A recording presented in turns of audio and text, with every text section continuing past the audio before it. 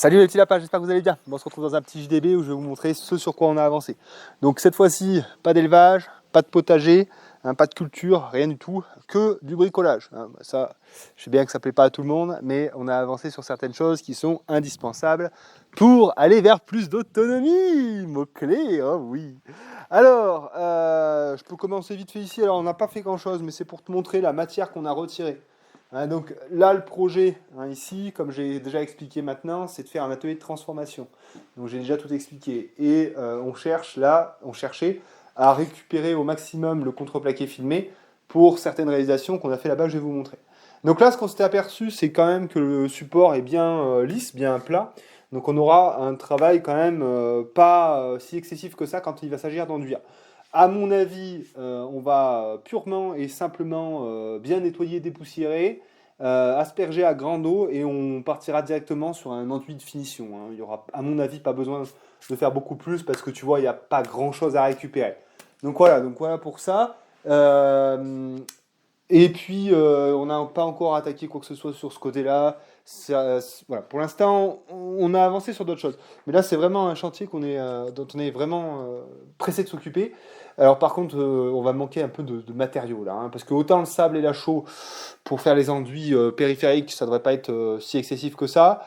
Si, ce que j'ai pas dit aussi, c'est qu'on va attaquer dans les jours prochains l'isolation de la toiture, puisque j'avais récupéré un lot de laine de chanvre et de laine de bois qu'on va récupérer demain avec la remorque de chez mes voisins là que j'ai stocké là-bas et on va tout isoler sous pente. Donc voilà, donc on va faire ça demain, je pense. Après avoir emmené une pleine remorque à la déchetterie parce que je vais vous montrer, on a fait beaucoup de tri. Les derniers jours qu'on a passés là, c'était je vais vous montrer de toute façon, je vais vous montrer. Donc voilà, donc là vraiment très impatient de progresser là-dessus. Par contre, il va falloir le faire avec les finances qui sont les nôtres, donc on va voir comment ça va avancer. Puis c'est pareil là, on a beaucoup tapé dans le bois. Donc en termes de matériaux, là, on tire un peu sur la corde, donc on va voir jusqu'où on peut aller. Allez, je vais vous montrer un petit peu. Alors, les poules, il y en a qui se demandaient où sont les poules. Elles sont là, les poules, elles sont toujours là, les poules. Et justement, là, bon, ça fait partie des trucs que j'ai pas envie de montrer parce que c'est dans la maison. Bah si, je peux te montrer vite fait parce que ça... Voilà. Ah, vous faites pas vos semis. Si, on fait les semis. Oula, t'inquiète pas. Oula. Oh, on sait que c'est important, ça. Oula, le potager, voilà. Voilà, les semis, c'est important, ça, faut y voir. Voilà, regarde, ça c'est des jolis pieds de tomates. Vous voyez, là, on est vraiment bien occupé, Agnès, là, c'est magnifique. Donc voilà, donc tout ça, ça sera mis en terre d'ici une semaine, je crois. À l'intérieur, là-bas aussi, là, si tu peux montrer vite fait, Agnès, on peut ouvrir vite fait, juste montrer là. Là, c'est bon. Et on a un poussin aussi là qui est né. Alors, je vous explique rapidement. Maud du Jardin d'Alekil nous avait prêté une couveuse avec laquelle on a fait quelques naissances, mais c'était moyennement des réussites. Donc là, on s'est dit, allez, c'est bon, on investit dans une bonne couveuse. Donc je vais vous montrer très rapidement. Vite fait, parce que c'est bon, c'est quand même chez moi. Donc là, tu vois, tu as un petit poussin qui est dans la cage là-bas. Et ici, tu as la nouvelle couveuse qu'on s'est achetée là, avec 24 œufs qui sont dedans. Et donc voilà, donc, on espère pouvoir forcer un peu le cheptel, ce serait une bonne chose. Donc tu vois, ça c'est bon quoi. Tu vois, ce que je veux dire, c'est que l'élevage dans la maison, les semis dans la maison, ça me gonfle au plus haut point. Tu vois, une maison, c'est une maison. Et puis voilà. Donc du coup, tu vois, c'est aussi pour ça que on veut créer des espaces, etc., pour éviter d'avoir ce bordel dans la baraque, quoi. Tu sais, la maison, c'est ni un chenil, ni un poulailler. Voilà, la maison, c'est fait pour les êtres humains. Et c'est encore moins une planche de culture, quoi. Alors voilà, donc après, qu'est-ce que je pouvais vous montrer? Bon, là, je suis en train de vite fait de travailler sur ma chèvre aussi, là. Parce que, alors, on a récupéré beaucoup de matos qui était là-bas et j'avais une chèvre. Une chèvre, c'est fait pour lever les moteurs des voitures. Et donc forcément, elle a mal vieilli là-bas, elle a pris la rouille. Et le vérin, il lève plus là. Donc j'étais en train de regarder un petit peu là comment le remplir d'huile et tout là. Donc j'ai potassé ça. Donc je suis en train de la réparer, de la mettre conforme parce que bon, c'est toujours pareil, le matériel. Si quand t'en as besoin, il marche pas, ça sert à rien en fait. Ça sert à rien d'avoir du matériel sur lequel tu ne peux pas compter. Voilà. Alors là où on a fait le plus gros du boulot, c'est bien ici, puisque là, on a enfin terminé. Donc, la dernière fois, vous avez montré le solivage, peut-être une petite partie du plancher. Cette fois-ci, c'est tout posé. Le solivage est posé, le plancher est posé, tout est impeccable. Le matériel est correctement rangé. Donc, on a on a tout rangé comme il faut. On n'a pas encore fait de palettes sur roulettes, tout simplement parce qu'on n'a pas d'argent pour acheter les roulettes pour le moment. On y fera le mois prochain. Le mois prochain, on va modifier cette palette, installer des grosses roues et des roues qui soient freinées, hein, pour qu'on puisse atteler ça sans difficulté au tracteur. On fera ça aussi pour la pelleteuse. Comme ça, on pourra tout bouger et tout agencer comme il faut. Pour gagner de la place, vous voyez, on s'est fait un petit chariot service comme ça là, avec les godets de la rétropelle et dessus, ben, pour l'instant, vu que j'ai pas encore de place, j'ai pas défini de place, le treuil qui est là à disposition, la petite pompe à eau. Donc, vous voyez, l'idée après, c'est vraiment d'avoir que des choses comme ça, de manière à vraiment pouvoir tout agencer comme on veut. Alors le treuil, j'ai une grande idée aussi. Je veux faire un pont roulant. Alors ça c'est pareil, ça dépendra quand est-ce que j'aurai le temps et l'argent. Mais en fait, je veux réutiliser le système de rails, hein, ce système de rails pour les portes. Je veux mettre 2 rails parallèles comme ça, avec 2 convoyeurs, faire un cadre en métal, et ensuite intégrer dans ce cadre en métal mon treuil. Ce qui fait que je vais pouvoir avancer, reculer tout l'ensemble et lever à n'importe quel endroit. Me faire un pont roulant finalement. Mais alors parce que les ponts roulants, pour ceux qui travaillent en industrie, ils savent très bien qu'ils peuvent coulisser comme ça ou bien comme ça. Ben, le mien, il fera que comme ça. Il n'aura comment dire, qu'un axe de voilà. Hein, voilà, et donc, de circulation. Et l'idée avec ce treuil, ben, c'est de pouvoir soulever des moteurs, soulever n'importe quoi, et surtout soulever le cochon. Hein, parce que le cochon, c'est bien de pouvoir le lever quand il s'agit de faire la découpe. Mon tracteur, hein, mon, trac- mon tracteur ne lèvera pas un cochon de 200 kilos, hein, ça marchera pas. Ça, c'est vraiment pratique. Ça, c'est aussi pour ça que le tracteur, c'est névralgique, quoi. J'en ai marre de dire ça, mais quand tu as un tracteur avec un chargeur, hein, tu lèves le cochon, tu le saignes, tout va bien, quoi. Après, tu fais ta découpe sur le truc et tout. C'est la fourche, c'est la vie, quoi. La fourche sur le tracteur, c'est la vie, quoi. Et donc, vu que moi, ben, j'aurais pas ce genre d'installation, je vais y pallier avec un pont roulant et ce treuil qui fait 1 tonne.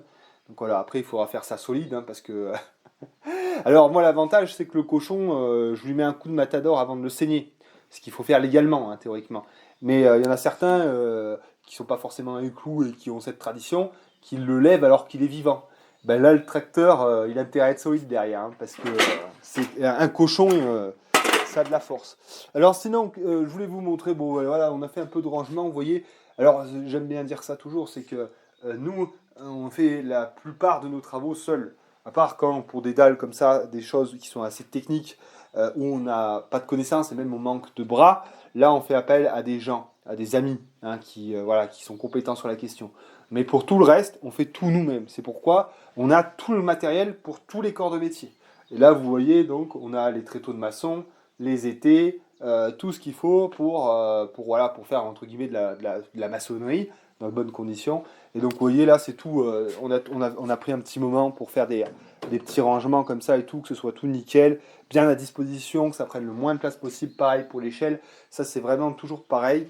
La clé, c'est l'organisation, le rangement et la discipline pour conserver le standard. Ça, c'est la clé d'un projet comme le nôtre.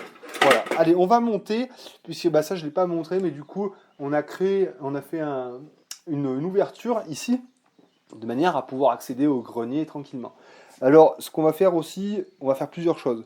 On va certainement trouver un escabeau qui aura une marche supplémentaire, parce que là c'est un peu sport, ça se fait bien, mais c'est un peu sport, et le laisser à disposition pour pouvoir monter quand on veut. Il y a une deuxième chose aussi qu'il faudra faire, c'est pour la sécurité en haut, c'est on va mettre des casquettes. J'ai déjà d'ailleurs j'en ai une casquette coquée, des casquettes coquées à disposition, parce que là-haut, c'est pas bon pour Agnès, ça passe large. Mais pour moi, voilà, c'est un coup pour prendre un KO rapidement.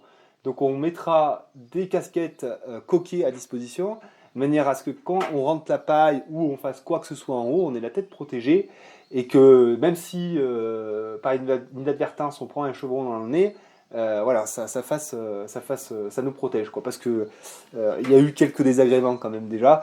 Alors bon, ça, c'est pas pour ça que ça dégrade mon état, hein. Je suis déjà descendu assez bas, donc c'est bon. Alors allez, hop, on va monter. Je vais prendre la caméra, Agnès, pour que tu puisses monter. Hop. Alors, je vais vous montrer tout ça. La filme pour la grosse. Non. Voilà.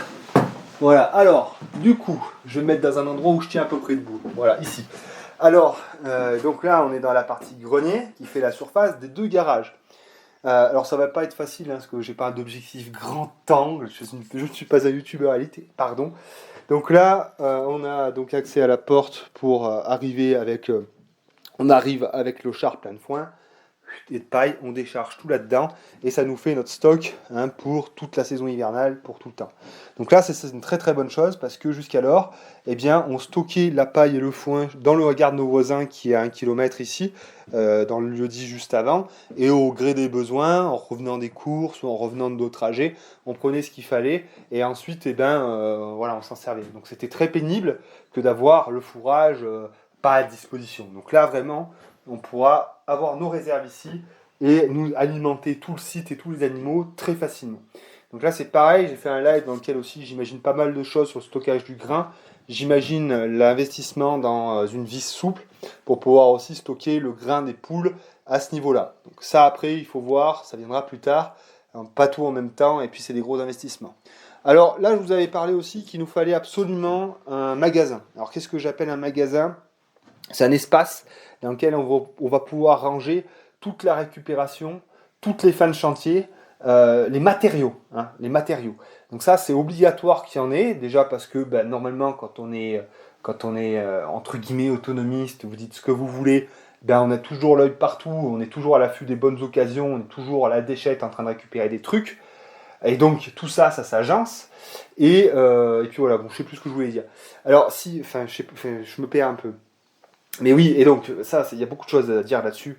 C'est que la récupération, c'est une très bonne chose. Mais par contre, ceux des gens qui travaillent un peu en entreprise, tout ça, vous savez tout à fait ce que le stock, c'est un coût. Voilà. Parce que la place couverte, quand on la rapporte au mètre carré, on se rend compte que c'est extrêmement cher et que chaque centimètre carré couvert doit être vraiment rentabilisé, quoi. Donc on stocke des choses qui ont un réel intérêt. Il faut vraiment, voilà, il faut récupérer, mais il faut pas être excessif. Il faut savoir jeter aussi, et il faut surtout, encore une fois, que ce soit bien rangé, de manière à pouvoir utiliser ce qu'on a récupéré. Parce que si c'est un foutoir, si on a un tas de récup, on ne sait pas ce qu'on a. Et en fait, c'est de la place perdue pour des choses qu'on ne trouvera jamais, qu'on ne prendra jamais, qu'on va finalement acheter. Donc voilà, donc on s'est fait un magasin pour toutes ces questions-là. C'est moi qui ai fait.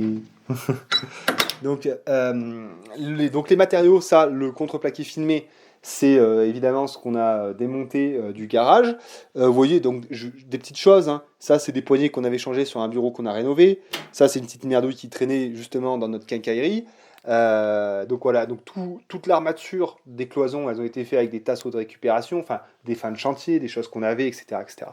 Les petites charnières, ça, c'est les petites trouvailles Lidl, donc j'en mets de temps en temps de côté. Voilà. Allez, hop. Donc du coup, je sais pas si on va voir grand chose. Donc là, c'est pareil, tu vois, on s'est mis une petite lumière, parce que forcément. Donc là, tu vois, là, on est encore sur de la récup. Tu vois, des interrupteurs récupérés de la caravane, une boîte qui traînait. Donc ça, pareil, c'est pas évalué, c'est pas du travail, ça. Là, donc la petite lampe qu'on avait trouvée chez Lidl, tu sais, quand il y a des promos, des machins, des coups comme ça, voilà. Donc voilà. Et ensuite, ici, tu vois, on s'est fait des racks. On s'est fait des racks pour mettre, tu vois, ça c'est de l'anti-condensation, pour mettre sous toiture quand on fait des cabanes pour les animaux, pour éviter la flotte sur la tuile, sur la tôle. Là, tu vois, ça c'est de la trame, ça va nous servira à enduire, parce que comme tu as vu, il y a des montants en bois. Donc on va maroufler, je sais pas comment est-ce qu'on dit, enduire là-dedans. Enfin, on va mettre ça contre le mur et enduire par-dessus, de manière à ce que ça fende pas. Parce que du bois, de la chaux, ça peut mal tourner. Donc on va tramer. Donc là, tu vois, des fins de bâche tissée, fins de pare-pluie, tu vois, des morceaux de tout ce qu'on peut conserver. Alors, tu vois, on essaye quand même d'en jeter un peu, tu verras, il y en a une pleine remorque là-bas d'ailleurs. Voilà, là c'est les sièges des 4x4 et la banquette arrière de la Super 5 qu'on a démonté. Ici, tu vois, de la ferraille. Donc tu vois, c'est pareil, on garde des trucs qui valent la peine, sinon ça dégage. Là, du Weddy, des tuiles, si des fois ça casse. Là, on a du Delta, les filets avertisseurs.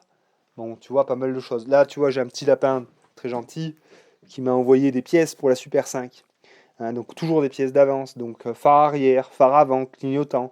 Voilà, ici on a la quincaillerie. Donc là, tu vois, c'est des poignées de récupération, plein de trucs, quoi. Toutes les pièces de voiture ici. On a des roulements d'avance, on a des mâchoires de frein d'avance, on a plein de choses, quoi. Hein? On a des joints aussi d'avance, on a du papier à joint, on a plein de choses. Pareil pour le tracteur, hein, des filtres d'aspirateur d'avance. Tu vois, c'est le magasin. Voilà. De toute façon, ici, c'est comme une entreprise. Hein, il y a un stock, voilà, il y a une tenue de stock, etc., etc.